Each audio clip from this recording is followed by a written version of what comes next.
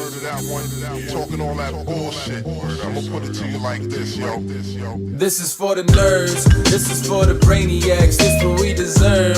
Go ahead and play it back, you ain't gonna touch me, you not gonna do nothing, you are not above me, I bet you wish you was me, I know it, I know.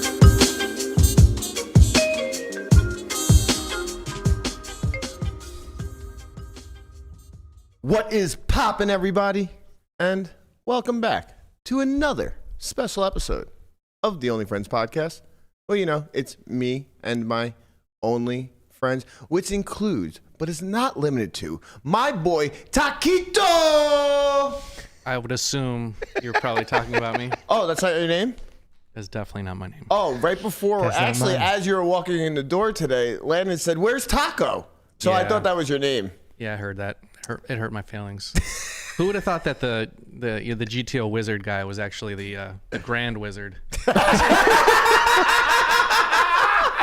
It's kind of sick timing, actually. I was just downstairs. No, see, that was a very well worked out joke, Guapo. The one I had last week was great, and you guys didn't. I thought it was. I don't know what the one last week was, but this one was funny. It's clear that when you have time to workshop something, you do well. Thanks. You knew it was coming. Very nicely done. That was good. That was incredible. Sorry, you had to be the guy, Landon, but you know, I'm not that guy, pal. everyone plays a role. You know, someone's got to be the fall guy. I can't wait to Okay. get to Adobe and fucking make a Landon Grand Wizard. Okay, let's Let's slow down a let's little bit relax a here little. now. Let's. don't be stealing Guapo's juice here. I'll probably get like 90% of the way done, you know? No, that's funny to us. They don't understand why it's funny, sorry. but it is funny. Yeah, some things aren't for them. I mean, it's 100% done my way. That's true too. When your standards are lower, 90% is well That's an above A. and beyond. That's an A+. plus. Well, it's a B where I came from. It was a B? 90s were Bs? 90 Yeah, were way to Bs, get 92 to get A. Are you serious? Yeah. Wow, you High got, standards in Leechburg, Pennsylvania. right. Okay, That's right. They don't just like let anybody get out of there and go to the coal mines. yeah. You got to gotta know work your for shit. it. Yeah, got to be able to add 2 + 2 and 89.5 was an A minus. A-. Yeah. Wow, your generation, man. It's so I know. fucking soft. I know, they really are. That's where it all started, right? Yeah, Back you know- in my day, you had to get a 98 to get an A. How many 8th place 2%. trophies do you have, Landon? 8th place? Yeah. A lot in tournaments. We don't even have. We didn't even have A-. You only got the plus or the regular. Chess tournaments, golf tournaments, poker tournaments. It's actually pretty easy to get 8th place if you play individual games. Yeah, yeah. 8th place. 8th place in a team sport didn't get you shit, though. I don't think it's worth much individually either. In golf, it is probably. Yeah, Worth a few dollars. yeah. That's true. I guess money wise. 8th in the win millions would have been a lot. Not as much as you would hope. WPT champ. And not as much as you would hope. How much? Well, 6th. Not 7 figures. How about the main was. event? 8th in the main. Uh, Toby did that for 1.2. That's true. That's true. Not even his biggest score though. Nope. You know, imagine making the main event of the World Series of Poker final table. This is the echelon of everything that tournament poker has to offer. You make this final table, you finish 8th place for 1.1 million. Not even your career highlight. Yeah. What was his career highlight? Chop to win millions. Chop the win millions 3 With ways. Amo. Amo and somebody else. Somebody else. Shout out to somebody else. Shout out. It could have been anybody. It could have been anybody at this point. Could have been you. Lot of money exchanged hands yesterday. Oh yeah. Lot of money exchanged hands. I got my hands on a little bit of that sticky. Yeah, so you did. good at squares. Square game is on point. That's right. I knew we had a game. I knew we had a banger. I was positive of it. 6-3. Sent my numbers to the chat for anybody who's unfamiliar how Super Bowl squares work. It's a 10 by 10 grid, so there's 100 squares. You just fill your name in randomly wherever the juju leads you. You know, wherever you feel like you're Whatever gonna the get. vibes are. Yeah, Yeah. I had the vibe check. If your it, you know. shockers are online, you're probably going to pick a better square. Right. So Ralph went first. He's and, dead. Yeah, he really felt like a mush to me. So I tried to spread my seed as far away from Ralph's name as Okay. possible. Went really well. And I'm of the all-in variety. So, you know, there's a couple methods you could have because the way it works is it's 10 by 10 grid, and one team is on one axis, the other team's on the other, and then you get random numbers assigned to each column and row. Were you only allowed 5 squares? Only allowed 5. Okay, so I did 5 for 5K total, 1K each, which is 100K in the prize pool. But there's a couple methods you could take, right? You could take the spread out method where you spray and pray. Yeah, where you spray and pray so that you get coverage on the board. You're not gonna get all the shit. Well, you still could get all the shit. But the point is like, you don't lock yourself in to like if you get the 9 column, for instance, right, and you just load it up to it, you're just fucked. Yeah. But me, I'm a gambling man. That is a sick play though. If you just go like 5 straight in a row and you get like a 0. Yeah. Well, that's effectively what happened to us. I didn't go all in, but I did the 2 first. You partially went all in. So I did 2-2-1. The 2 first. And then my 1 was also in line with one of my 2s. Yeah. So effectively I had a crosshatch where one number covered whatever. Basically I had like you had the holy cross. I had a cluster. I went for the cluster effect. Okay. I didn't go for the spray and pray. I went for the cluster bunching effect. The bunching effect, if you will. And we nailed it, man. And here's how I knew we had a really, really, really sharp pool is I sent the numbers to the group chat. This piece of shit over here is about to say something stupid that I already pulled up what I said. I'm going to say the honest truth. Conrad goes, you're a lock for the first half, but you're dead for the end of the game. Yeah. No. Okay. Now, let me tell the audience what my numbers were. We had 0-3, where the Chiefs were the 3. We had 0-6, where the Chiefs were the 6. We had 6-7, where the Chiefs were the 6. And then we had 2 numbers that were dead. I had 9-9 and 5-9.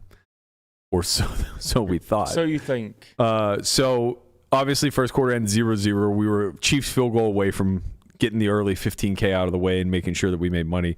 But don't you worry, because we got exactly that at halftime with the 10-3 score, and we fucking sweep the 25K halftime score. Wow. Great news. Then Breaking. we go into the third quarter, and it looks like the score's just going to hold. But wait, we have a flurry of offensive activity. It's okay, though. It's just okay. Offensive activity. It's fine. Because the Chiefs just put up a touchdown and a field goal to keep the score the same. Yep. And the beauty of it was that they scored the touchdown first.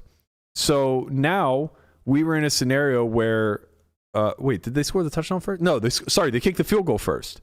So we were still winning at 6-0. We were holding at 3-0. We were still winning at 6-0. The Niners could respond with a touchdown. We would still win on 6-7.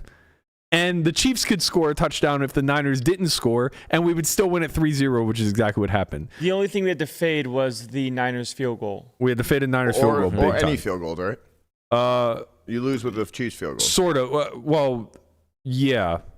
Yeah, but then that would have brought the 9-9 alive again. There was only 3 minutes left or something like that. No, I'm not saying for that quarter. I'm just saying in general, it would have put the 9-9 back in. Whatever.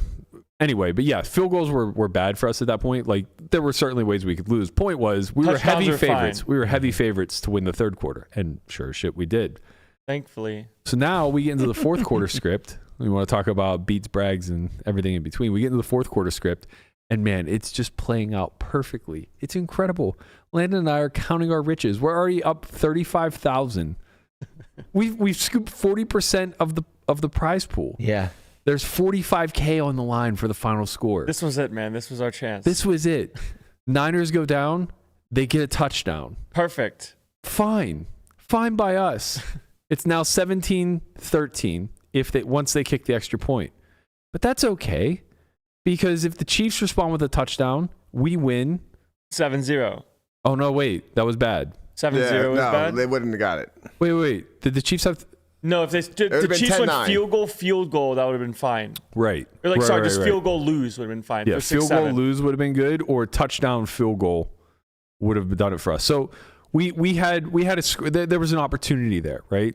All they have to do is make the extra point. Just make the extra 97% of the time they make the extra point. Just make the extra point. Well, that's seems like a number that's not correct, but what number do you think it is? I don't know. Less than 97. Okay, how much less? I don't know, but less. Well, I'll book it. You'll book that it's less? No, yeah, I think We got it's, a bet brewing. I think it's around 97. Conrad can look it up. I'm going to right now. It may have dropped a little bit more to like 95, but I think it was like 98 and a half whenever there was the normal distance. They moved When it it back was how normal, much? yeah, they always And made they it. moved it back to a bunch of yards. Yeah, they moved it back a bunch of yards, but I don't think it dropped it Like, like what's- 10% what's the points. But field goal anyways, Very high. back to the story. We're somewhere between Yeah. 3 and 5% failure rate here. Maybe 6. Who knows? Anyway, fucking extra point gets blocked. Scam FC. We're dead. We're just fucking dead in the water.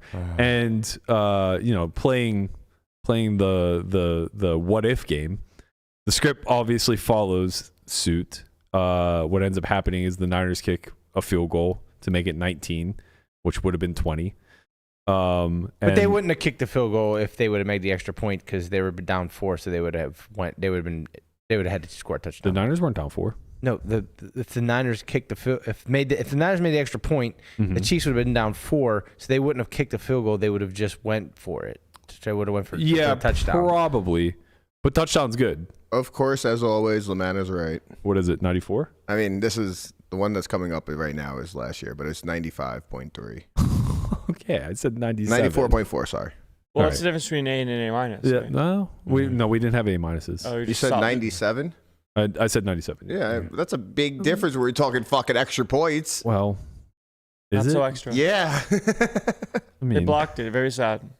talking about like 1/10 of a point. All right, so here we go. Extra points assess rate down to 92.5, and that was on June 27th. Okay, that's a big fall. Yeah. Okay, It used to be. It's still an A, though. somebody in the chat said 84 to 85%. That's definitely wrong. It went from 99. That's what it was with like. Yeah. You're saying this is all time? If this is all time, then now they really make a lot less.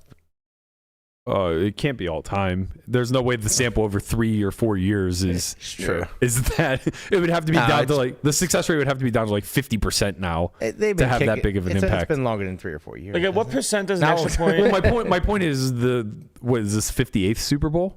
Yeah, no, you're right. I know Right, what so you're we saying. had like Right, yeah. some 50 odd years Yeah. sample, and then suddenly it just moves 10 percentage points. Right. Like you would have No, to have, they would never be making extra points It'd now. be like 50% Yeah. clip. What percent would extra points have to be in order to make going for 2 be like the standard?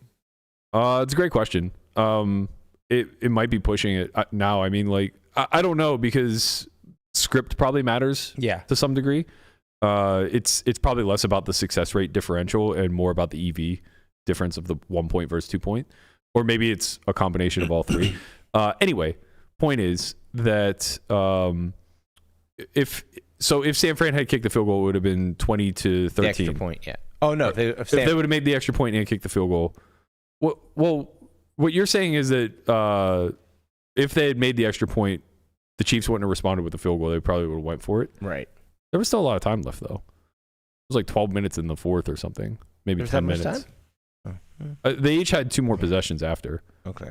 or maybe 1 more possession after. Anyway, it ends up falling on 19-19, 9-9 square. and suddenly we're alive again. Not only did we have the 9-9, which obviously doesn't count because it's final score, not fourth quarter. So we technically did hit the fucking fourth quarter also, which is ridiculous in and of itself. But Yeah. very sad for no money. Right. But suddenly we're live for overtime. And I'm like, holy shit, Landon, there's a world in which we can win this. It is not that obscure. We just need a Kansas City touchdown without the extra point because guess fucking what? We got 5-9, baby. Wow, Kyle Shanahan fucked you because you should have Yeah. deterred. So actually, that's worth talking about now. Deferred. Deferred, whatever. He said deterred, but that's fine. Same thing. It's It not. was a turd play. Detour. It's actually not. That was my instinct too. My instinct was the exact same as yours. 100%. I get you why gotta he defer. did it. I get why he did it. But it's not close. Yes, it is. No, the EV of going first is significantly higher. I don't think so. Okay, tell me why, and then I'll tell you why. I Okay, think it is. well, the arguments for and against, the arguments of going first is when you score and then they score, you get the ball back Sudden death. at sudden death. Yeah. The other, and then the other way is, you defer. That way, you know what you need to do, so you can. It's easier to like score a touchdown when you know you have 4 downs, right? or You need to score a Yeah, touchdown. right. You can. Yeah, you just you have 4 downs when you're going. As opposed to giving Mahomes the ball with fucking Exactly. 4 minutes to go and Right. he needs a touchdown. Yeah. Okay, so And the you're time also- the you're- time doesn't matter. Right. The time doesn't matter. It just rolls over. Sure, whatever. Giving Mahomes the ball, needing a touchdown, period. Okay, so here's why going first is significantly higher EV. First, what you already mentioned, the 3-3 play out or the 0-0 play out. Or the touchdown. Or the touchdown play out. Yeah. Anything that's going to drive into sudden death happens more frequently. The touchdown really doesn't happen very often, but the 0-0 or the 3-3 happens at a high enough frequency that getting the ball now in sudden death actually changes the second team's decision-making process if they are facing a score. Efro says there's actually no, I can't say this word, conveyable way that EV is much higher going first. I disagree. I think Brewer had a pretty good take on it, as well as Dan Zach and a few others. Basically, what they're saying is that what will ultimately happen is if San Fran scores like they did, the 3 points first, the EV of them getting the ball back for a second possession is so great in sudden death that the Chiefs will go for a touchdown. They'll go for it on 4th down over kicking a medium length field goal. Also, if that scenario won't play out if the Niners get the ball first and score a touchdown. Yeah, Efro just said because if the Chiefs are down 7, they have to score a touchdown to keep the game alive. They're just going to go for 2. Yep, Yes. They're just obviously going to go for 2. So Right. so the Niners won't even get the chance to have that advantage. That's still an advantage. What do you mean? Forcing them to go for 2 is still a big advantage. What are you talking about? This is a huge edge. It's 50%. 50% time that they score a touchdown, you win the game. That's a massive EV edge. I mean, it's 50-50. 50% time you lose. No. Wait, what? They don't always score the touchdown. It's not 50-50. They're not 50% to win the game or maybe they are, I guess. But I don't know. It's probably pretty close. But if they kick the extra point and then they go to a third possession, it's got to be pretty close to about 50%, right? That the Niners win off the rip on their third possession. So the point Where is, do you come up with 50%? Just some it would have to number he be. made up. They score. No. They score. Jesus They don't. Christ, no. The 2-point conversion is 50%. Okay. So right. that means that they have to score more than that in order to drive the strategy to make them go for 2. You're saying statistically, when people go for 2 points, it's about half and half. Yes. Okay. Yeah. So in order for them to be incentivized to go for 2, it means that they expect the Niners to kick at least a field goal greater than 50% of the time. Otherwise, they would kick the extra point. Does that track? No. Why doesn't that track? If the Niners only score on their third possession, He says it doesn't track. 40% of the I'm just time. not following. This is kindergarten math. If the Niners only score on their third possession 40% of the time, you're happy to just kick the extra point and let them take the ball. Because you get the ball 60%. Right? Because if of you the go time. for 2, you lose half the time. You only lose 40% of the time by giving them the ball back. This is just for 2-point rate conversion. Yeah, it's going to vary by It's team. about half. Yeah. It's going to vary by team. It's about 50%. Yeah, across the league, it's going to be about half the time, right? So the point is that all the math favors going first. And the other aspect about it that isn't really spoken about here is that going second allows the defense. So you're talking about like it making it easier for the offense. It makes it easier for the defense.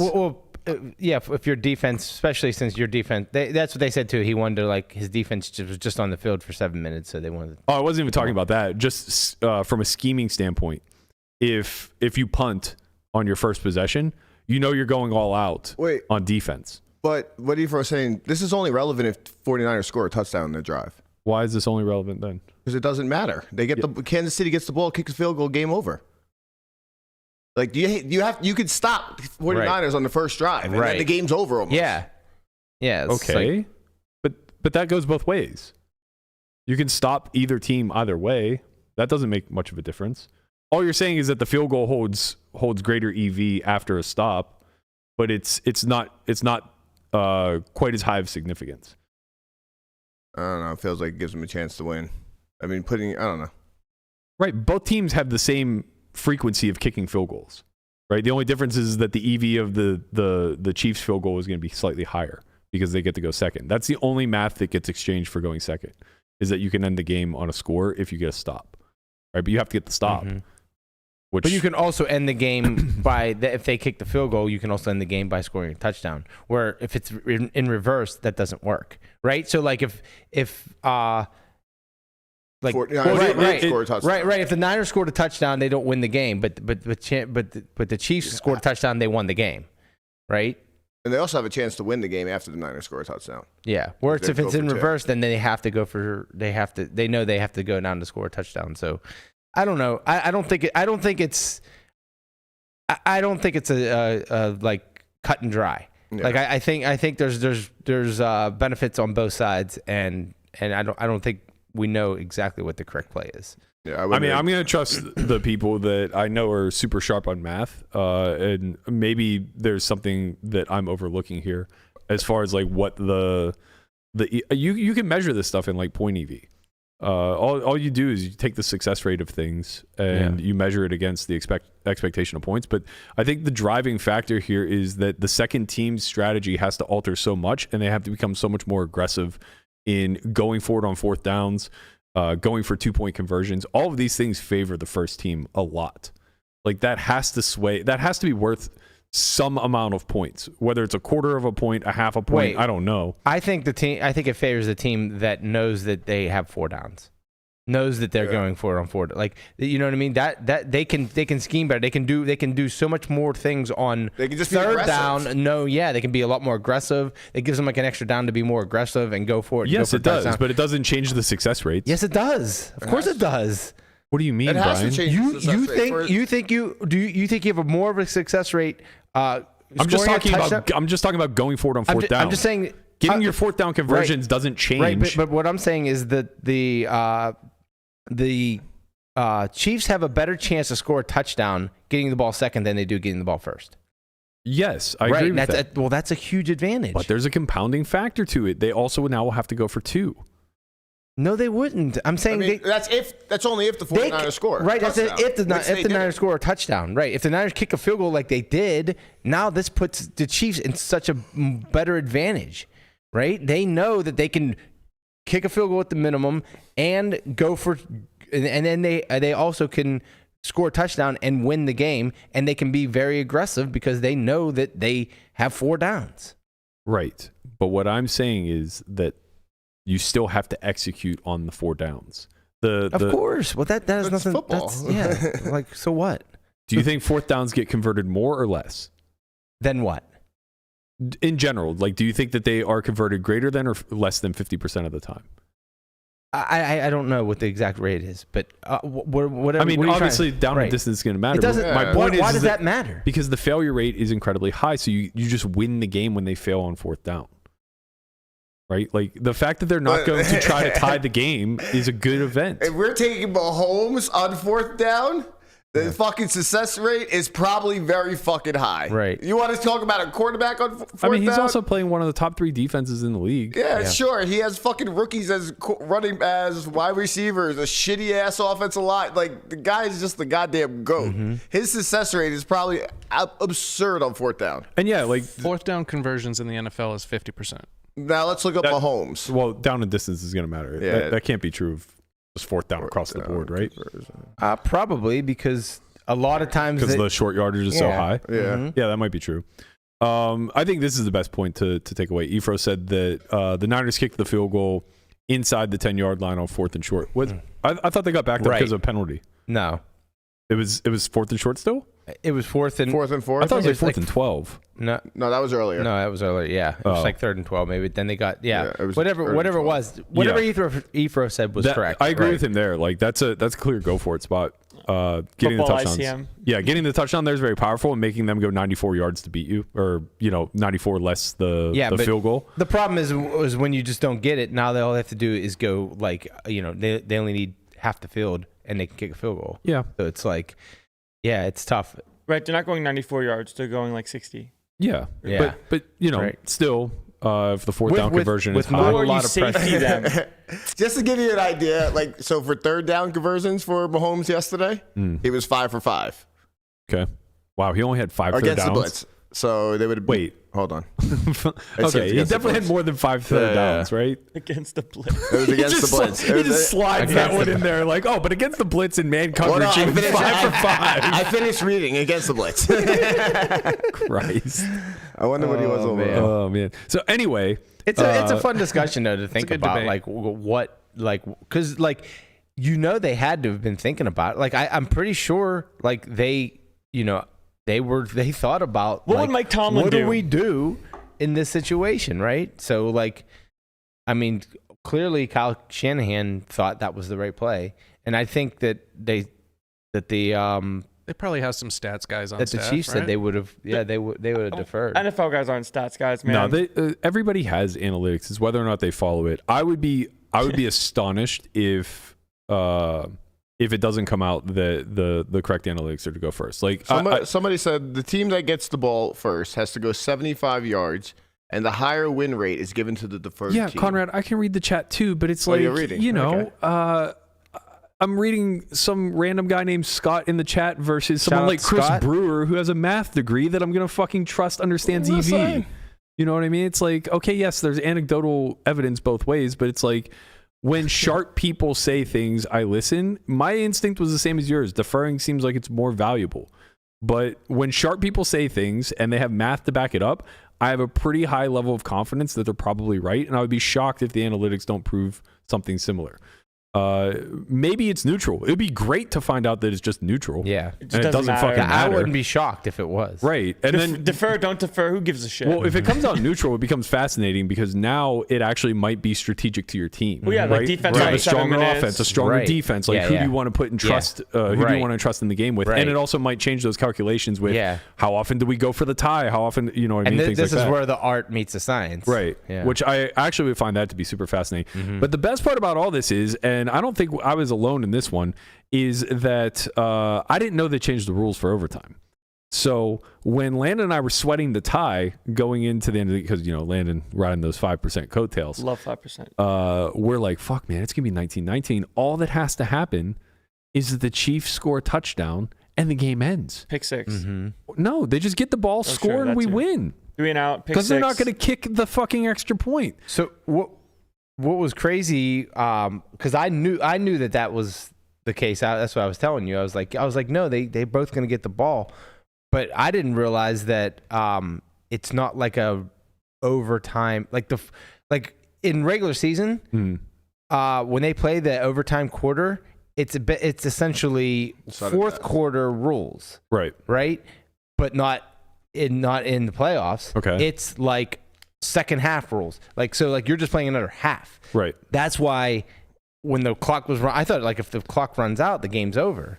Right. It's that not wouldn't have even half. So the reason I heard this morning, everybody was basically saying like, why is there time? It makes no sense. The time is irrelevant. Because they got To switch ends in case there's like weather. right. Right. So like Yeah. wind or whatever, they want to Right. be able to switch ends, but that's it. So yeah, like when we were watching the clock tick down on the Chiefs live drive, we're like, what the fuck is going on? Like they have 2 timeouts. There's only 3 seconds left. They're just going to let this quarter end and they're going to take the ball away from them. Yeah. But it's like, no, it rolls over. They just start a new quarter, which makes a lot of sense. But Landon and I didn't know that they had changed the rules. So we think, okay, Chiefs win the fucking toss. And suddenly we're like 20% to win this thing because Mahomes goes down, ends the game on a touchdown. They don't kick the extra point. Boom, we hit our 5-9. Lamanna shits all over my cornflakes Sorry. and goes, no, they're both going to get the ball. And so like now we're working it out. Okay. Then we need San Fran to take the ball first. That's when I told you, I was like, all they got to do is like San Fran goes down I'm sorry, it's just a pick 6. Pick 6 ended it. They get the ball and a pick 6. Strip sack for a touchdown ended Yeah, it. yeah. Blocked punt for a touchdown Dude, strip ended sack it. was so close too. Pick was so close. The very first Pick was fucking close, ball. Purdy Right. throws one into the arms of a linebacker who dropped it, and it was Yeah. just like, fuck. You just can't win unless defensive scores, though. Right. After the Niners get the ball. Right, because once unless Well, it was a depends. breakaway Exactly, touchdown. exactly. If it's like 3rd and 3 on the 45, Yeah. and they're not playing conservative for a field goal there, and they run like play action, and Kelsey somehow just he breaks free. for a touchdown. Yeah. Yeah, Or they run the Hines Ward, Randall L end It's a lo- around touchdown. Yeah, your best chance is the defensive score, For sure. I think, because but For that's sure. unlikely, but it's still I think with the old rules we were like 20%. I think with the new rules we were like 5%. Yeah. But we still had a fucking sweat somehow when 95 other squares were just dead. Mm-hmm. Which is insane to think about after we were like on script to scoop, and then we have these two dangling numbers that are worthless to us that suddenly come into play. Yeah, I mean, we won fourth quarter and like had a legit chance to win final anyways. Yeah. Strong. Yeah, would have been. With the missed extra point. I'll tell you this much. They got me hooked for life. I will Squares? be a part of the squares. Yeah. Is this your first time playing? First time. Wait, your first time ever doing No, squares? of course I played like baby steak square. like first time I first ever time ever- fired 5K on a Okay. square board. Yeah. Oh, rich. I mean, I got 7 years free roll I now. was just about to say, you're free roll. So somebody from ESPN said, yes, these rules are fair. This is the fairest of any of the overtime rules we've seen. Oh, I think so, The team too. with first possession wins 50.29% Okay, of the so- time, assuming that the team with the second possession doesn't go for two. So Okay, that's, that's so now that's they're- interesting. but that's so it's But they basically will go for two, so it'll probably be close to a flip. yeah. I mean, I'm don't guessing. think that would be enough to swing it. Right. If the team with Actually, it shouldn't change the stats. That's a weird qualifier. So, because hold on. if going for two is 50-50, that shouldn't change the stats. if the team with the second possession goes for two subsequent to matching a TD, the team with the first possession wins 50.19. So it's basically a flip. Okay, yeah. So it's like it's as close to neutral as possible, Yeah. but it does in both scenarios. It does still swing it. Like I said, to the I do out-of-position kind of like player. it to be cool because like the coin flip variance of gambling does kind of give a small but not significant edge, if you will. Yeah. Like it's nice to have. It's nice to win it. I just found it to be fascinating how, as poker players, we're so ingrained into believing in position that the internet was ablaze with how dumb San Francisco was taking the ball first. Would you like to play from the button or the small blind? Right. That was the analogy all day long. And it's like, that's definitely not what's happening here. Yeah. It's Not everything correlates 1-to-1. It's also just like not playing it out further. It's Yeah. thinking like, oh, you can't end the game on the first possession. It's like, no, but you can on the third. Mm-hmm. And you actually can on the second as well. Yeah. So it's like you get two chances to end the game. Sure, they have a chance to answer, but it feels very similar to like a snake draft, and what I would assume would be pretty fair. We're like first pick in a snake is gonna be worth the most. But barely, right? Because like the wraparound is going to be worth a lot too. I mean, just the fact that they got to where like it's basically 50-50, whoever gets the ball first, that just shows it's fair. Because I mean, think about how the rules were before. It's like Right. you get the ball first, you're just like such a big favorite. Especially if you're like a big offensive team. How long were the rules like Before that? Landon was born, they used to. How long were the rules like that? Like a long time? It was weird. There were these. So the original rules were just first score. First Period. score. So if Didn't you just matter. win the flip and you go down and kick a field goal, game's over. There's It was this the worst famous shit ever. There's this It was famous so clip dumb. from like 1996 or something where Jerome Bettis in Detroit on Thanksgiving clearly calls heads. I think. I can't remember. He called. he like it wasn't that he clearly called it. He like changed it in the air. Like he was like tails like that, and they were Yeah. like heads, and he's like no, I didn't say heads, I said tails. Yeah, whatever Like, it was, he called it in the air. So they changed Yeah. that where now you call it before they flip. But he called Right. it in the air, and the referee like heard the opposite of it. Right. And it came up the opposite. And they or lost. it came up what he called rather. Yeah. And they didn't give the Steelers the ball. Detroit got the ball first, went down, kicked a field goal, game over. And then shortly thereafter, I want to say it was probably prior to 2000, they changed the rules to both teams get to possess the ball once unless a touchdown is scored. So if either team scores a touchdown, game over. Right. But if a field goal or a change of possession happens, then it becomes sudden death on the second possession. And odds of that were for the team that got the ball first, like 52-48 or Probably had to be Way higher. Yeah, way probably higher. 55, if it's 45. currently like 52% to get the ball first, it had to be like significantly higher. I'm looking like 70 something. I wouldn't say that high. It's got to be high. You just got to kick a field goal. No, this is we're No, talking no, no. touchdown. We're Oh, talking sorry, touchdown. you're talking about touchdown. You could only Okay, end it on a okay, touchdown. okay. Yeah, the original rules Yeah, were. I thought you were talking about the original rules. The original rules, first possession might have been worth like 70%. That's Right. insane. So like the whole game comes down to a literal coin flip. Yeah. And it's so dumb. It's so I stupid. don't know why they, it's like one of those things. It's like, well, this is the way we always did it, so this is the way we're gonna keep doing But it. So they then eventually changed things it. evolve. They changed They it to evolved, touchdown, yeah. and that's probably 55-45 or something. Maybe. It's not Yeah. 60-40. And they probably. literally just changed the rules. It was because of the Last Buffalo. No, it was a years few ago? years ago when it was the playoff game. I think it was a divisional Chiefs, round. Bills? Chiefs, Bills, right? And it was it sucked that Josh Allen Josh Allen never got the ball. He never got the ball in overtime. Chiefs He got the didn't get ball a chance, first. They marched down the field, got a touchdown, game over. There was Yeah. no answer And so possibility. then they changed No, it. and it was a wild shootout game. I think this was 2 years ago. AFC That's when they Championship. scored, and Mahomes had 13 seconds to go down and kick a field goal to get the ball back. And kick Wait, a was field it goal. the divisional They did. round? Divisional round, yeah. Okay, so yeah, I think it was 2 years ago, and then they lost to the Bengals in the championship. So they changed it 2 years ago. Last year, these last- rules were in place. We just didn't see it. So, I didn't know about it. And apparently, a lot of the players also didn't know. I can't remember the guy's name who scored the winning touchdown for Chiefs. McCole Hardman. But, he wasn't celebrating like he won the Super Bowl. Mahomes had to run up to him and go, "You just won the Super Bowl." Yeah. He goes, I blacked out. He had no idea.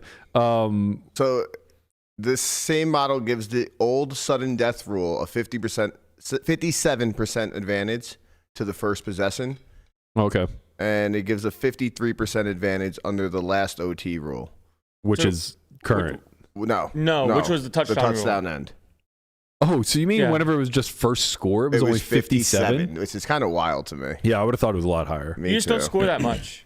Yeah, that's fair. Well, yeah. Like, you just don't, right? Not every drive there's a score. I You make wonder- it seem like you get the ball and you just Well, score. I wonder how they're pulling that data. If it's from historical, during those overtime rules, how often the first possession won it, or if Versus it's just game sense. or if it's pulling data from the NFL now of how often does the team that possesses Sure. the ball score? Period. There's not enough, but I would like to see just pure playoff data. Yeah, I only say that because the old when the old rule was in place, it was a far lower scoring league. The old rules are in the muck.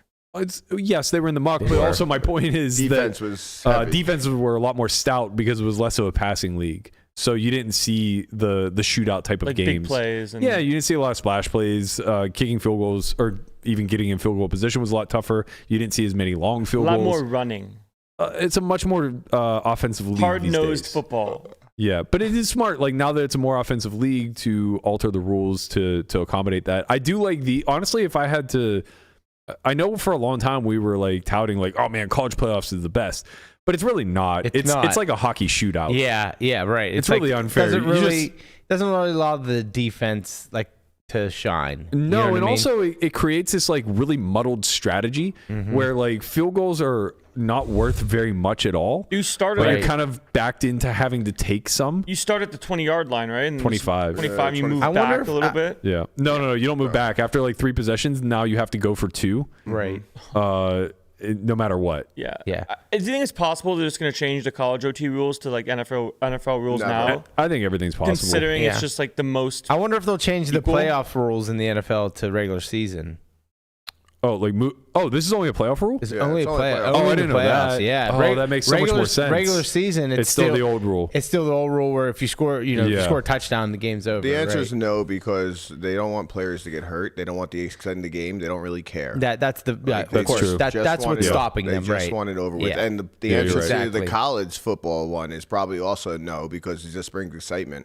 Right. College is all about excitement. It's same the as hockey high-scoring shootouts. games. We love the hockey shootouts, even though they're as dumb as soccer shootouts. Right. Soccer shootouts are sick. Soccer shootouts Actually, are fucking awesome. I will say hockey He's was sick. smart about one thing. They recognize the variance of hockey shootouts, and what they do is they award a point to both teams. Right. If you get to this shootout phase, the winner It's like is a worth tie, 2. but you get an extra Exactly. point if you win. If you win. Right. I think that's just overtime in general. No. It's not. Yes, it is. No, it's not. If they get to overtime, they get a point. Each team gets a point if they go to Oh, yeah, overtime. yeah. He's right. Yeah, I know you I have am. overtime wins and overtime Right, losses. right. Yeah. But in any event, they let the shootout be a decider. Conrad Overtime. W, by the way. You got to give him I said he was right. I know. Bunch of them. I live in them. Overtime in hockey is really. Okay. Let's not get crazy over here. Bathed in them.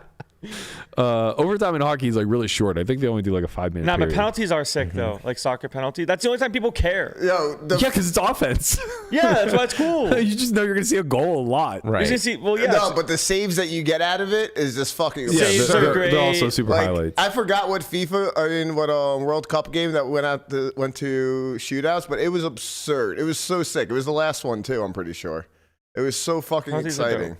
Huh? Penalties are dope, right? Like honestly, if for US and soccer, if you just cut the game and said, okay, penalties are decides who wins and who doesn't, Yeah. I'd be cool with it. I really do wish San Fran would have got a touchdown on the first drive because I want to be here for the team that loses the Super Bowl going for 2. Like for years, we saw this in college where for whatever reason, Bobby Bowden stands out in my mind. I feel like there was an epic spot where he won the national championship or put his team in line to win the national championship or something, going for 2 at the end of regulation or something along those lines. I could be wrong. I might be misquoting, but like that stands out in my head for some reason. And it's just like you kind of accepted it at the college level where it's just like, yeah, that's what these guys are going to do. Like they're playing with amateurs. You know, they're just going to say, fuck it, we ball sometimes. But I want to be there when Andy Reid is put to the decision of, do you let your defense run back out on the field and try to hold Brock Purdy to no score?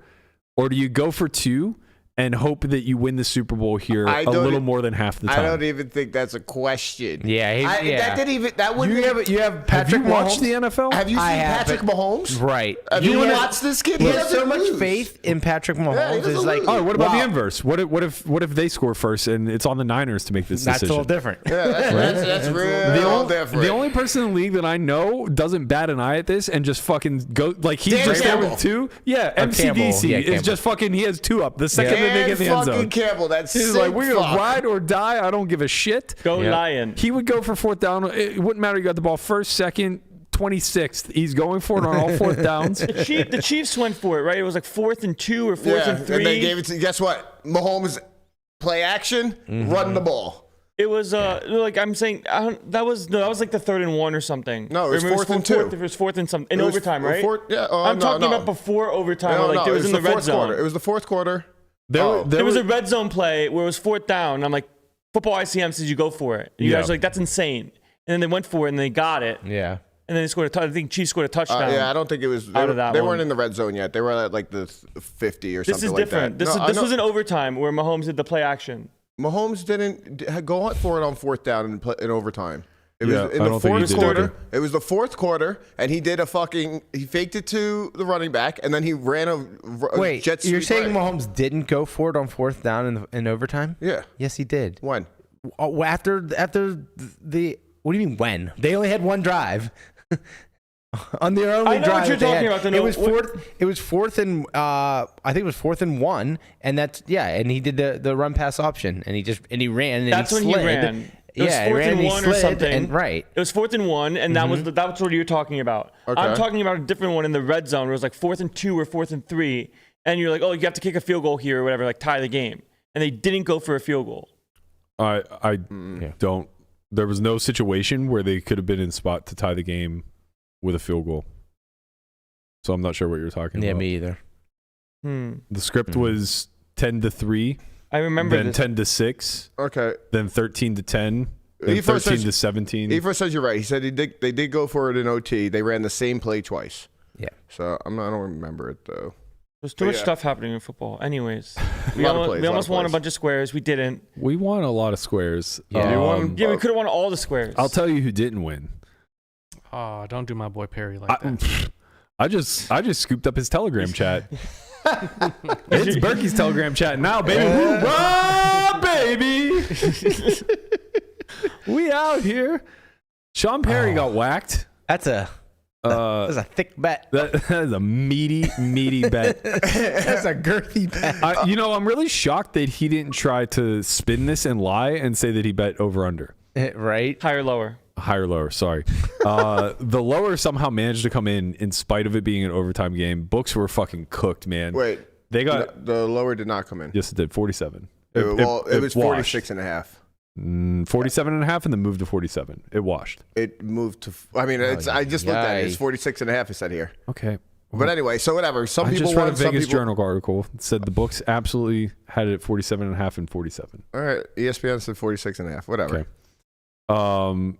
The over seemed to push, which is good, but they got cooked on the Chiefs winning. Apparently, all of the money, including Sean Perry, was on. Well, actually, sorry, not including Sean Perry, was on the Chiefs. A lot of the public money was on the Chiefs. Sean Perry balanced out a little bit, Circa, RIP. Circa's like top 10 bets that they took were all in the Niners. Or if the morning before. I kept seeing conflicting things. Yeah, me too. I saw that like all the big bets are on the Niners. Then I saw that like It's not about the a big bunch of bets. late, I saw the public bunch on of the late Chiefs. money came in for the Chiefs, Yeah. and then I was just I know it's not just about the big bets. I'm just Yeah, saying that I heard both sides, There and were, I didn't really there were get only 8 7-figure bets made throughout all of Vegas. So Okay. put that in perspective Yeah. to the, I think it was 26 billion was bet on the game. 26 billion. Yo, shout out to Jay Farber for this tweet. He says, choosing between the lesser of two evils is tough. I saw that. On one side, you have Jackson Mahomes and Brittany Mahomes, plus the Swifties. On the other side, you have Sean Perry and Nick Vitucci. What a go tweet. Yeah. I don't know. It seemed like... Sorry, 23 billion. I don't want to be misquoted here. So yeah, 23 billion came in publicly. Damn. And they had 8 7-figure bets. And So what- put into perspective how right, of little course. the big bets matter. Yes. So the books needed the Niners. Or they needed the they Chiefs? needed the Niners desperately. The public Okay. money was heavy on the Chiefs. Yeah, They got absolutely that's what I lit. thought. I Okay, think it was like right. 70% Chiefs, Mhm. if I heard correctly on Pat McAfee this morning.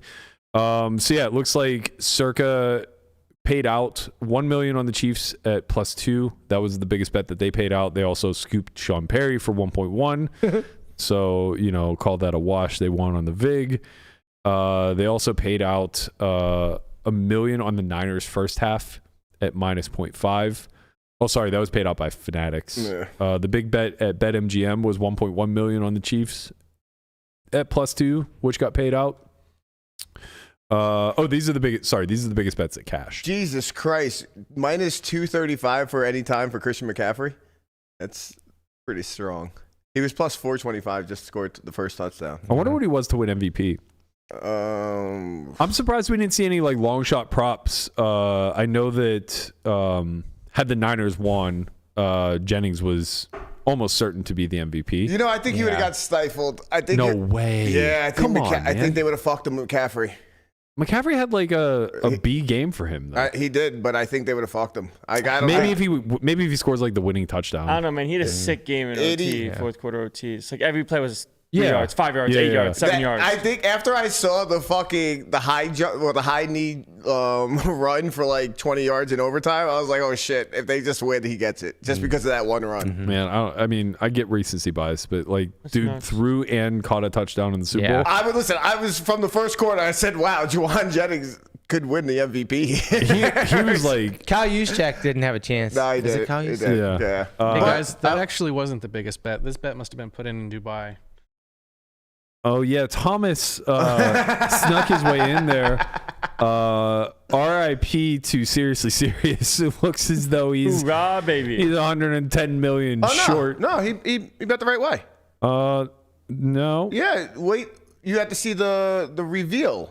Oh, The yeah. reveal has him betting the Chiefs. Well, I got to tell you, that's not what the ticket's implying here with these odds. So he's just clearly making everything up at this point, which is fine. I guess it's all for You're the saying memes. he can't cash that ticket? I don't think that ticket's cashable. Unlucky. Unlucky. Bad beat. I do think we should hear Sean Perry's response. Give the man his just dues since he paid 7 figures. F to pay respects. One thing about everyone. me, I'm a real gambler. I've been gambling at the highest levels, betting massive in the millions of dollars on many games for many years now. I just recently became public about it. It's been recorded that I made the biggest bet this year in the Super Bowl. And I will continue having the biggest bets on many future bets because this is what I do for a living. This is how I make my money. I make over 8 figures a year betting sports. After losses, I don't let things tilt me. I show up to the gym the next day and I get it in. I don't drink. I don't do drugs. I keep my mind sharp so I can mentally perform at the highest levels and continue crushing bookies and head bashing every bookie there is. This is what I do. I'm not going anywhere. I'm going to bounce back today and have myself a day. So be prepared to hop on this choo-choo train because we are going to continue crushing. Good morning. Hop on the choo-choo train, baby. Man, the hop on the choo-choo train is so fucking good. Hop on that choo-choo train. riding on that train. this Choo guy's choo really- riding. Choo choo. He's just really pulling as much social clout as he possibly can. He took He's a having picture the time yesterday of his with life. with Bryce Hall and Mickey. Have a fucking day. Posted up that It's funny. So he says he makes 8 figures a year in sports betting. I just want to do a little quick math on air. I know this is maybe frowned upon in the gambling world to reveal the wizard behind the curtain, but to make 8 figures, which would be 10 million, and assuming you have like a 4%, 5% ROI, he's the best sports better in the world. Yeah. Guapo. Okay, so we'll give him 5% is considered really fucking well, good. we'll give him 7. All right, God. because he's the goddamn best. But like if he's like the best, like I'm thinking like 35 to 40%. no, man. Impossible. No, that's not a thing. So So at 7%, I think I know where you're going with this.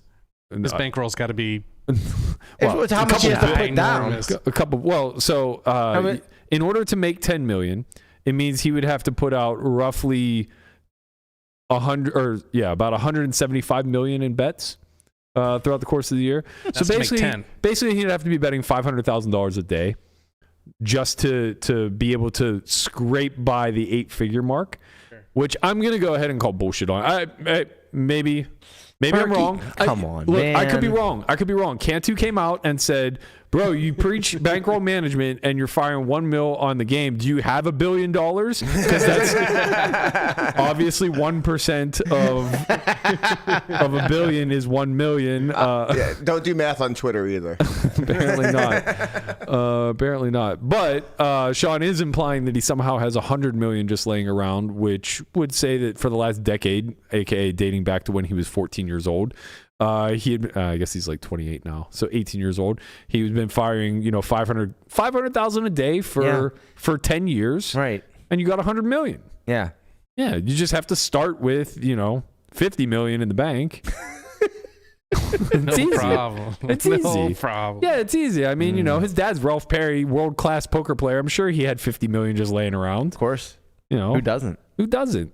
He basically told this entire story in the WPT article where he gave his entire past history and tell all. It's fascinating, the bullshit that somebody can spout. I mean, the only truthful thing in there was he was talking about when he started playing high stakes, no limit cash, that he quote unquote found it was more profitable to be believed to be a bad player than a crusher. And he referenced spending a week in LA at Commerce, like just reg battling and beating them out of $500,000 and everything else. I wonder if that was the time where he was at the table with Dan Zach and the lawyer offered him IQ test. 10-1 to take an IQ test and not be the lowest at the table. But he used to come into Ivy's room and he had this shtick. And I've told this many times on air, but he had this shtick where he just pretended to be the biggest idiot in the world. Mm-hmm. And, he was like 21, 22 years old, whatever.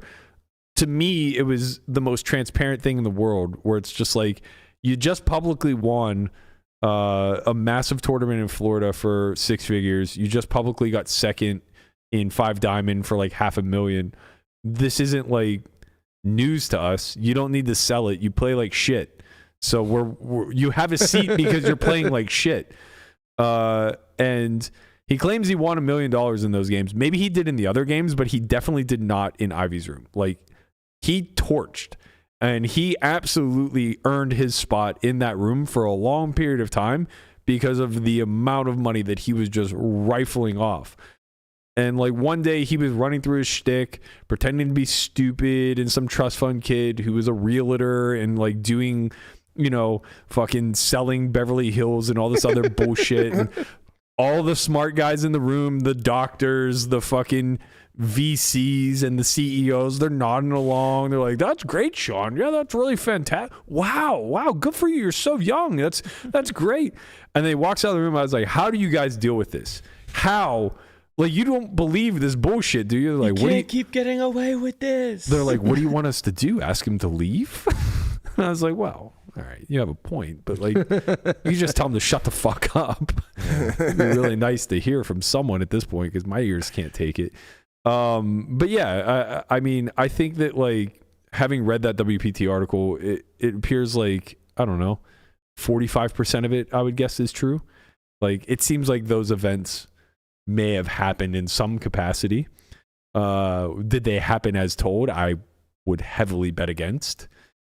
Might even bet 1% of $1 billion against it. I don't know. feel pretty confident. But he got cooked yesterday. He's back at it today. I guess he's going to be firing another couple units. What do we think a unit is? Probably. I mean, it's half $250K, yeah, something 500K. like that. Hoorah! Man, Marines everywhere are fucking livid at this guy. Well, maybe they get a discount on the package. That's true. You know, Yeah, like a military discount. Yeah, he might have a military Right. discount. Yeah. He might give it up for free. That'd You be never know. thoughtful. You know, hoorah! That's just what our American soldiers need. Free access to the choo-choo train. Free access to lighting the rest of it on fire. Like Jesus Man. Christ. Speaking of lighting it on fire. Who lit what on fire? No, I did, but then I won. Oh, well, before we get to you, we get to Landon in the muck, you do deserve your kudos. Not only did you get $2,000 off of Super Bowl squares yesterday, but God damn it, you went right home and you got to work. Yeah. You got to work. You got to work. You did what any good player needs to do, Gotta put in and reps. you got after it. Yeah. Man, I wish people knew this was like mildly a joke. You know, champions keep playing until they get it right. Thank you, Billie Jean King, for this one.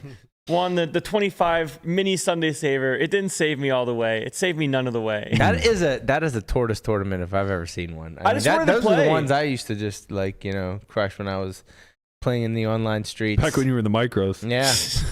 Tortoise has graduated. Yeah, it's a good testament to like how much I guess I really enjoy poker these days. Where after the Super Bowl, when I saw it was only 8:30 or whatever when we got home, there was stuff to register, and I just kind of wanted to play everything I could, and just get spots Obviously. in, just so I can just. $25 tournament. Yeah, I was in. You know, I just like saw what was in the lobby and just wanted to register some stuff and run some spots for later, and then sometimes when there's free money on the ground, you just got to pick it up. Yeah. Right. It did overlay. It overlaid by like a few $100. That's right. That's always good. I mean, Can't be. free You money gotta is keep free your money. head down. You know. honestly, it's kind of wild to me to look at this and see the amount of regs that are actually in the lobby. Everybody Like, just plays everything, man. It's Sunday. Adversity 45, I recognize. KD 1972, I recognize. Yeah, it's because it's Kate Lindsay. No, it's No, not. no. Sorry, other one. Yeah, what are you talking about? Does anybody ever know? Another Conrad W. Yeah, W's been in the chat. Hoorah, Just bathing baby. in it. Hoorah. Does anybody know who Get aboard the is? choo-choo train. Yeah, the KD 1972 train. Oh, man. It's just, You it said, does writes anybody know itself. who is? Who? Ain't no owls. No, you just said something. Does anybody know? Who KD 1972 is? Oh, okay. I thought you were gonna ask about the other one, Adversity. No. Anyways, I just wanted to play and like get some spots to look at on HRC and run some funnel table things. And you know, it's not about the like how much money can I win at this point. More so like just putting in a lot of volume, trying to train, get better. Hey, we're proud of you, buddy. You're out Feels there. good to be good. It feels good to care again. I You didn't care gotta for a have a long time. deload week every now and again. You know, it's fine. You want to get in there and play a little bit of micros and just play a little wiffle ball, It's kind of nice though, because dunk like on someone. honestly, like when you play in these faster turbo structures and everyone has like an average stack of 15 to 20 bigs, it's worth a lot to just know what your strategy should be when it comes to jams, when it comes to rejams, when it comes to finding at what point, like what's the inflection point between minning a hand versus jamming it. Like all the small things really do add up, and the more you play them, the more they'll stick. Because I can look at a chart for as long as possible, but making the mistake in a moment where you kind of care is going to stick with you more than just looking at the chart and trying to paint the picture. I think that's true. Well, while we're at it, and I'll give Guapo a little bit of time to cue it up by running a quick reminder. We do have the MTT Academy coming in May. If you guys are interested in that and you want to hear Landon's insight on how to ship the $25 3K guarantee mini saver, Right. no better time than now to head over to softwarewide.io, check that out. We also have the Academy Cash that will be happening in May. We got that one.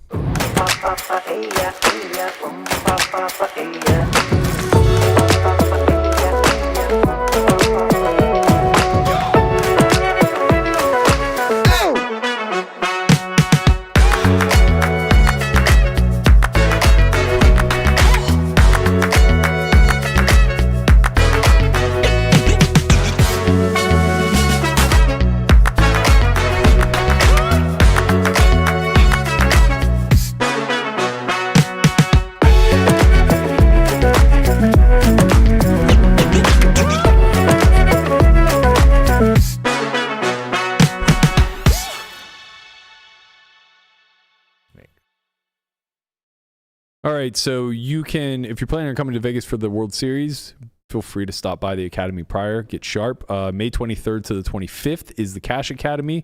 May, was it 27th to the 29th? Oh, sorry, to the 30th. Yeah, because the Tournament Academy is a 4-day. That's right.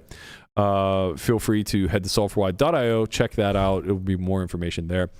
We also have the newest episode of Poker Out Loud. This is episode 12. It's up live on our site right now. Head over to softwarewide.io, check that out. I think we got a tease. I want to go larger, just trying to decrease SPR when we go post. 75. We have a pretty good hand. This is the kind of hand where, with the stand-up game on, with Nick being a little bit shallower, we really just kind of want to make it a sizing that's going to induce some jams, or it's going to make him feel like he's comfortable jamming. Yeah, we're going to go 325. Well, I'm a little sad because I was going to do that. Obviously, we're very dead against the good pairs and the good ace-X, but I think he's squeezing far wider than that. I think that this is going to be a reasonable hand to jam for 100, given that he also has the stand-up game button. So we're going to do that. All in. This is a stand-up game great. 2 MTT Wizards, finding ways to put 100 blinds in with ace-9.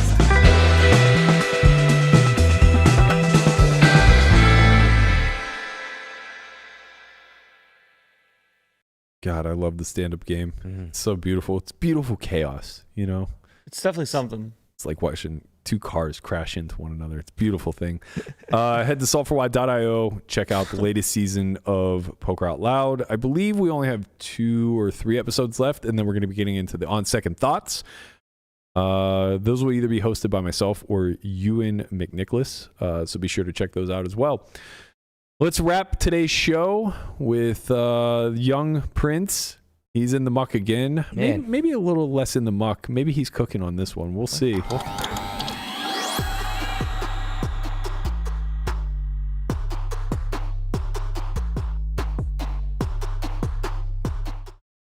Yeah, so in my free time, I also like to play cash online. Sometimes Heads Up No Limit happens. It's nice when it does. So this is a spot where I am. I guess if I can move this down a little bit for you. This is a spot 2-5 heads up, like roughly 180 deep. I don't know who my guy Lil Espresso is, but it's pretty sick name. He's a battler. Yeah, he's in there. So he opens. He goes for 2.5x. I defend the Jack 7 of clubs. Sometimes on a 3-bet hands like this, sometimes you just want to flat, kind of keep it in the mix, right? From what you saw, Matt, from Heads Up No Limit, 200 effective, you're kind of 3-betting a lot of different stuff a small amount of the time. Yeah, this we rounded a lot. So Jack 8 was in, Jack 7 was out kind of thing. Sure. We just pretty much simplified. Like, I'm not shy to say I wasn't playing a very sophisticated strategy. Yeah, so Jack 8 is pure at 200 bigs? No. Oh. No. It's like quarter for every. It's like 3/4 call, like 25% 3-bet, just so you have a bunch of random stuff and board coverage. Like every hand, though. Like 7-4 suited, you're in there like a quarter of the time with a 3-bet, stuff like this. How often do you get to fold? Heads up? Never. You fold a lot of stuff, honestly. I know. You're not folding Jack 8 suited. You're not folding that stuff. Not No. with ante, baby. Yeah. Anyways, so flop comes Jack 6-3 with 2 clubs, so this is pretty good. We check. He goes for the half pot bet. Probably gonna be okay. Like B40. It's gonna do a lot for him. It's gonna make me a little bit tough with some continues, like some of the fringe continues. This one, not a fringe continue. You can kind of do whatever you want. A lot of equity. You can go for the check raise now. You can go for the check call. So I switched. I'm a low roll guy now. So if I roll low, I'm gonna be aggressive. Okay. I gotta get with the Euros. I'm seeing how it works. If I start losing because I'm low rolling, I'm going to switch back. Mm-hmm. That's how it works. So, Right. Low roll FC. Yeah, so I low rolled or I high rolled and called. Turns to 5 of diamonds. Ooh, you got a gutty now. Decent card for us, like range-wise as well. We're going to have a lot of the gutters that don't want to check raise. Sometimes we'll check raise and have some 2 pairs that connect. We go for check. I think lead is going to be on the table for us with some portions of range, but you don't have to. So I go for check. He checks it back. River's an offsuit 7. That's pretty nice, as I think if he has a straight, like 7-4 for sure, is going to mostly barrel the turn. You just kind of have to get your value now, protect from the draws. Quick question. When you do lead on the turn, what's your size? Quarter pot. Okay. You go small, you want to target like king high, target some queen high c-bet stabs for him, and then kind of just push some equity where ace high still has to call, but it's behind. So River's a 7, and I think to myself, like, okay, he might have a straight sometimes, but I'm not that worried about it. I'm more so concerned about what we want to do versus the checked back value hands. And a lot of draws bricked, like some missed flush draws, like the, call it 10 high flush draws, 9 high flush draws. So don't they barrel a lot? Like a 10 high flush draw, 9 high flush draw? Not for us. No, for them. Sometimes. You just got to mix it up where sometimes you want to barrel, sometimes you want to check. Well, they're all combo draws, so it's really difficult to see much of the checking range. It's going to check, but like not very high frequency. Yeah, like 9-8 will find some checks sometimes, depending on suits. And then some 7X for him is going to bet the turn a lot as well. So he does kind of hit this card a good bit. At the same time, we have 2 pair, and I think that sometimes people are going to protect and check back with hands that they should, being some Jack X, being some 6X that doesn't really want to bet. And then very low percent of the time, like some overpairs like kings and aces, where you don't want to bet really big all of the time, as you want to have some good hands in the check node when you reach river. So I go for pot, which may or may not be a mistake. We'll look at it later. And then I get check raised, just raised. So he goes 2.5x. And at this point, I'm thinking to myself, okay, he could still have 8-9 sometimes if it doesn't barrel the turn, and it probably will a lot. And I also do pretty well with blocking some of the pair plus checkbacks for him, being like Jack 4. So in this spot, I feel like just in practice, my read was, I think I want to use the 2 pairs more to turn into bluffs to try to get him to be indifferent and really mad with a straight. But is that the case, or should we use a hand that has an 8 in it to block like nut straight being 8-4 that might check back? What about like Jack 8, Jack 9? Yeah, Jack 8, Jack 9 might just be better. I think you have too much equity. I was going to say, so you're thinking about turning this into the bluff? I'm thinking about I think if I call here, I'm just going to see a 4, and I didn't want to see a 4. I do agree that the size is one that's in line with a 4, but I also think that he has appropriate bluffs for this size. Probably a fair amount of like 7-8 type holdings. Yep, it's almost like hand too good, if you will, and then the blocker of a 7 isn't that great anymore, as we kind of want him to turn a 7 into a bluff that blocks some 2 pairs, right, and blocks some of the potential 7-4s for me, because I'm going to check call, check the turn, and then pot the river with a straight. Yeah, I would expect to see like some 7-8, 7-9, 10-9 type of holdings here in his bluff range, and I think it works pretty well at this size. Oh, that's weird. I was going to ask about the size because the size seems too small, because Landon's got to call, 75 to win 225?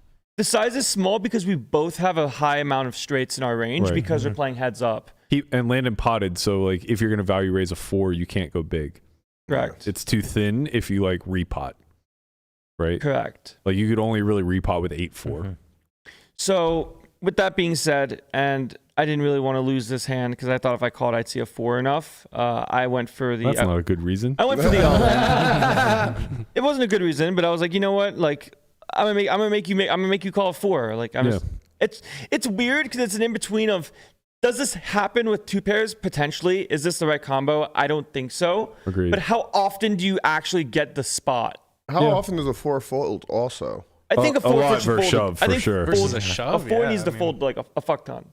Yeah. Like, I for think sure. like 8-4 is probably bottom of calling. Like, I'm still going to have like 8-9 off with a club, I imagine, that has to call the flop for small. Yep. And then turn check the river. I'm just going to pot. But if you're calling a 4 in this spot, always, it's going to be an error. At the same time, if you're playing someone that does stuff like this, you probably should not fold a 4. Right. But that's a different goalpost. Yep. So anyways, I went for all in. I didn't want to call and see a 4, you know? It's just that simple. I just didn't want to call and see a 4. He tanked for a long time, time bank, let it go. So we probably got him to fold the 4, which feels nice. Yeah. But at the same time, it's like, am I actually winning money because he folded a 4, or am I winning the hand? Right. And those are 2 different things. I think it's the latter. I think you're a little bit, just a little, I think you're dipping a toe in the muck here. I don't think you're like up to your neck in it. I'm not taking a hand that's like missed flush draw. Like, call it 9. No, 9's good. Or call it like 10 clubs. 10 deuce of clubs or something. like that. Like, The muck is a spectrum, okay? Yeah. And Tell him. you were on the I'm in the mix. I'm around the muck, you know.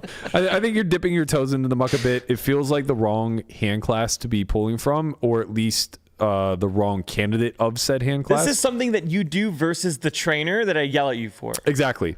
This is I think the trainer has a 4. and I want to know where the threshold is. So I'm just going to shove and have it slap me on the hand and say no. Right. It's going to say error, fold a 4, and you win the pot. Yes, exactly. Precisely. And then I'm going to be like, yeah, you can't bet this hand because it's too good. You just call and lose to the 4, and you hope they don't have the 4. Yeah, I think your sizing on the river is good. I think your bet is good. I think that the hand is strong enough and has too much equity to turn into a bluff. I think we have lower equity hands that probably serve us better. Right. Or hands with a good blocker where like he's going to check back some 8-9s. Where if I have a hand like, I think Jack 8 is too thin for pot, which is part of the reason why I did it. Exactly. Yeah. But hands that like block, reblock, and 8, like 7-8's too good as well. Yeah. It's tough. It's tough to find. 8-3, you probably check raise, right? You don't like you could beat ace high on the end. Well, you might just so you don't bluff it. You do have pot bluffs. You just have natural bluffs, right? Like you just might bluff 9-10. But then you have to turn those into bluffs again. Correct. Which is kind of scary. Scary, but like if you just peg him on a 4, you'd rather have 8-10 here than anything else because you're like I think he has a 4 and I just don't want him to have 8-4. Right. Like that's basically what the game is that you're playing. Right, and then you just block the potential 8-9s that exist. Exactly. So, Yeah. If we go to the machine, we can run back to the machine now. We'll see here that we're obviously going to range check. His bet size of B40 was good. I penciled it to 50 just because that's what he did. And he's not always going to bet as he has some hands that do want to check back. But who knows what he had, doesn't really matter. So when facing half pot, we can kind of do whatever we want. So it looks like most of the time, like Jack 7 of clubs, you're mostly just going to call as your hand's really good. And then raise sometimes if you want to. But for the most part, it's just one of those hands that you can just check call, that you don't have to be worried about other like runouts and protecting the value of your hand. So I go for call here, turns of 5, and we'll see we do get the lead some of the time. Jack 7's in there a little bit as our hand's really good and we're pushing some equity. But for the most part, playing a check is not going to be the end of the world as well. You do still want to go for some quarter pot leads with like 6x and then very low frequency like 3x if you have a draw. But mostly like around a 6 as you get called by a 5 and some ace highs as well.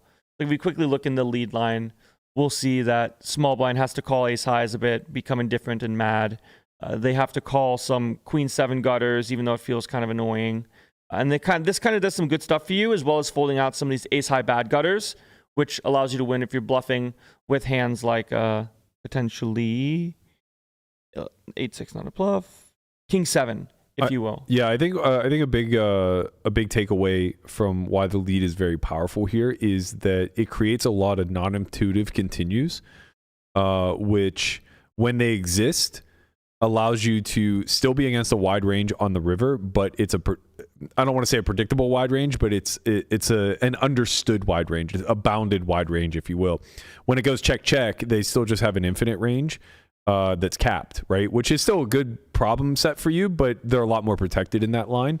And then the second thing that I think that you benefit from is that when they miss those very non-intuitive continues, you now are in a position where their range kind of diverges on the end, right? Like they land in this very mergy type of continuing range that turns into absolutely nothing on the end or just kind of remains rather static / improves to straight some of the time.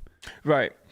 And then like in the lead range, we also do want to mix with our straights as we have a straight sometimes with the 7-4 suited and we're going to lead. And then sometimes we're going to play check to protect the range. And they can't just raise us dark when we lead because we can just have good hands here. Yeah, same thing with like the 2 pairs. Pocket 5s, right. 5-6 sometimes, and as well as like Jack 6 in a check raise flop mostly, but like Jack 5.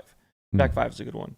Kind of interesting where I wouldn't have found this in game as I would have just checked because hand too good. Where Jack 5 of clubs just loves the lead, even though you have 2 pair and a flush draw. Right. Tough one. So we check, he checks back. River's the 7 of spades. I wonder if the node lock did go away. Nice. So now if we look at basic general strategy for this spot, it looks like you want to have 2 sizes of block as well as B67. In game, I was going to play pot and block. But it looks like Jack 7 is one of those hands that you just want to block and go quarter pot, get called by some ace high, king high. And then if he bluffs, you just have like a snap call. And you don't necessarily beat value very often as raising is very thin for him. But he might have to raise some 2 pairs. I didn't look yet. Probably has a lot of bluffs versus... If we go for quarter, he's going to still raise for value with hands like 7-6. which is worse 2-pair. But is that bluffing? 7-6, 7-5 is pure raise. Right. I think these are raises for pot. Yeah. So he's going to. We're basically inducing a raise, and if he has a straight, like God bless. Right. This is when you use the small bet on the river. This is when we use Correct. block, right? So the block size is nice for Jack 7 as we get him to put in more money for us, as well as not kind of fuck ourselves over if we go big and then get raised, where it looks like he has a 4 and not a 4. So you don't take the line I took to protect yourself from what ended up happening. Right. If that makes sense. Yeah. More of a preventative thing. So what I'm going to have to do is I'm going to have to go to a little lock, or not lock. I have to go to a little pencil. The group chat really wanted me to have this hand in the muck today. Sam, Last Quits would have put it as a viewer submission in this hand if I didn't. So do you just take away the bet 25% here, Landon? No. So No, because he was mixing them. I was mixing block and pot. But now you'll see here pot gets used, but not with Jack 7 for the things that reasons that we talked about. As like the exploit value, go for pot here and get raised is not really what we don't want to be seeing. But what I'm going to do is I'm just going to go to node lock and then frequency it to try to get it to a spot where Jack 7 does go for pot a little bit. So it's not going to be perfect. More. Just never happens. More. It gets in there a little. There it is. There it is. It's like, yeah, sure. So now it's potting like call it a quarter of the time, but it's not going to be perfect. I was kind of just going to in game just go straight with this combo, but I don't want to start locking combos here and there. So just going to pot a little bit. Because in game my strategy was pot with 2-pair, block with some straights sometimes like pair plus straight, and then go for the pot bluffs with some of like the missed flush draws and things along those lines. So now we click the node lock button, lock all and continue. And we'll see here now, Jack 7 of clubs is getting in there a little bit more, as it does kind of match some of the club bluffs that we're going to have. So now if we go pot, I'll edit his size down. So he's supposed to go for a pot size raise to represent the 4. But then just in game, he just goes for the that's interesting. 2.5x. I'm a little surprised that the smaller raise isn't utilized given how much 4x he has. But I guess it's just worth more. Well, now because of my frequency that I'm betting pot, a straight is just good enough, and I'm gonna have 2-pair that's really mad. Yeah, I imagine. Yeah. So no matter what the scenario is, basically he has enough 4x and it's worth enough pot share that whether Landon blocks or goes for the big size, so long as he's doing it with 2-pair, the 4 is just worth more than what he went for in game. Yep. So I just cleaned it up a little bit. I took away the all-in option as T's probably not going to rip for infinite pot with hands like 9-8 to try to get some value and induce. Right. So now he just has a call or the raise size that he chose. So we'll see here. He's going to raise a 4. He's going to raise hands like 10-9, 10-8. Good bluffs for him. And then some just unblocker hands like queen deuce. Still has sets, but doesn't have 2-pair. Right. Still has sets in that. Exactly. So like I basically. You don't beat value anymore. I fucked myself. You don't beat value, but I bet you still pure call. No, I don't beat value. The hand doesn't really exist, but if it does exist, I do call. Yeah. Right. You call and lose. Yeah. So now what I'm gonna do, like, I can't raise anymore as I don't really have 9-8. Right. Like, because I probably either lead the turn or if I go back, I don't know if it's gonna fuck it. It probably won't. Facing the B50. This is the issue. Facing B50 on flop, I can't peel.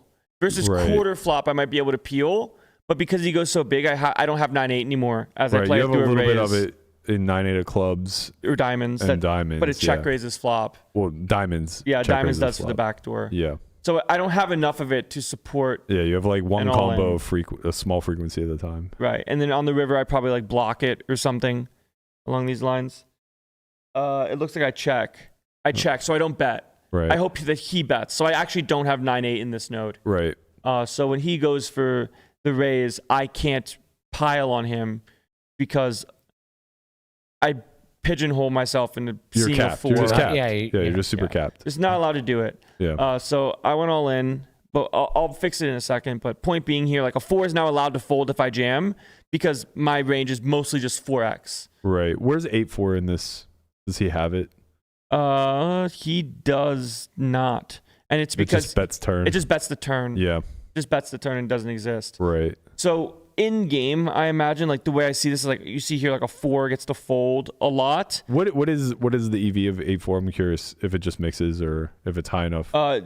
It's winning enough that it pure calls, right? 8-4 of clubs for him. 8-4 of clubs just calls.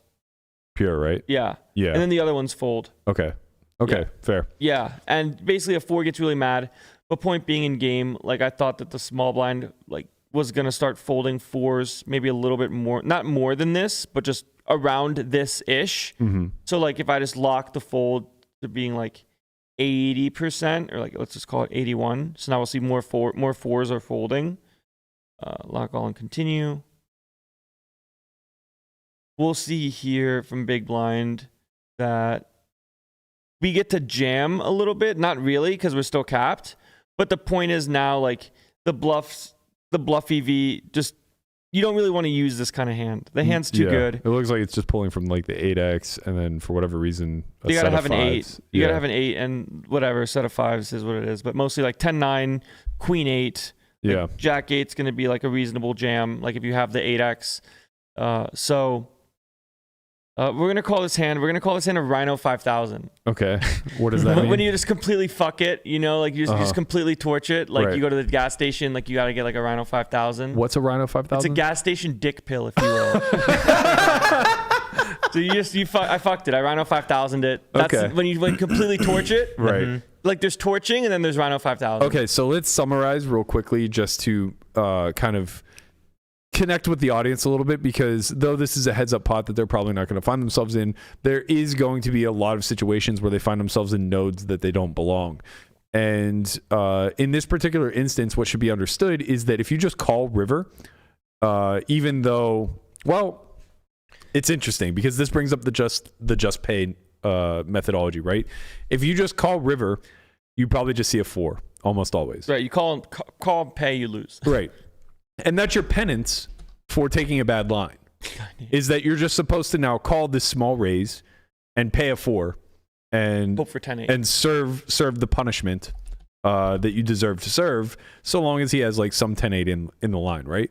However, because you recognize that he just has a 4, like most of our audience recognizes when they face certain river aggression, that their opponents just have very specific hands, you chose to go the route of, fuck you, I want to win this pot still, and I don't think you can call an all in. And you have a 4. Right.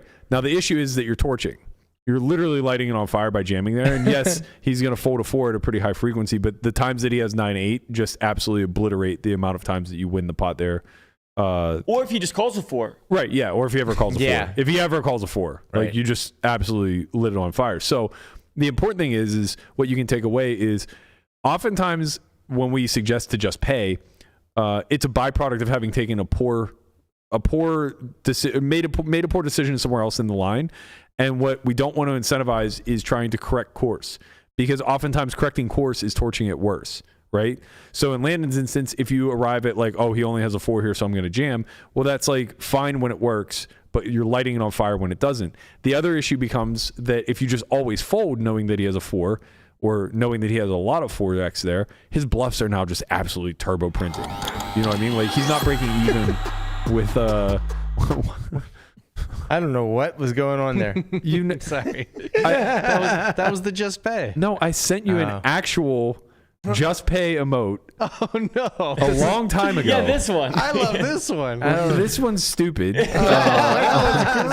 that Berkey? I sent you an actual just pay that you just never uploaded.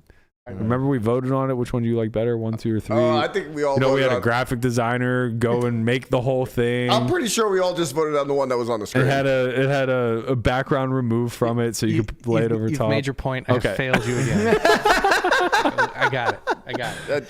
Have we taught you nothing? So yeah, the takeaway here is that when you do find yourself in these obscure nodes that you probably shouldn't be in because you shouldn't be potting the river, or you should have done something earlier in the hand with something in particular, it's very important that you don't try to correct course by now making another deviation, right? And that's what Landon did here, which is what led him into the muck. Now, this is a winning one, right? We got away with it. And sometimes we get away with it. It's nice that we get away with it. It's great that we get away with it. but you can't count on getting away with it. So just pay. Just pay. At the end of the day, just pay your fucking price because you did it to yourself. And when you pay and you lose, it'll be something that you take memory of. You'll go home and you'll look at the spot, and then you will stop paying in the future. That's right. Because you'll take a better line. Take a better line. Just get better. Just do better, man. Just That's right. be better, okay? Everyone just be be better. better. Can you be better? If you haven't already, please like, subscribe, hit the bell. Make sure you got notifications on. It helps the channel grow. We appreciate you guys so much. That's going to do it for us today at the Only Friends podcast. We're going to be back tomorrow. I think we're going to be coming at noon Pacific, but I'm not sure. It's going to be 11 if I have a seat at Bellagio. But, stay tuned to those socials. Head over to @onlyfriends_pod. Be sure you're following us there, and you'll get an update as to when we're going live, or just click the bell. It'll alert you. That'll do it for us. We'll be back tomorrow. I'm going to try to bring you guys to take the beat to end the segment, and we'll see you guys all then. Peace. Later.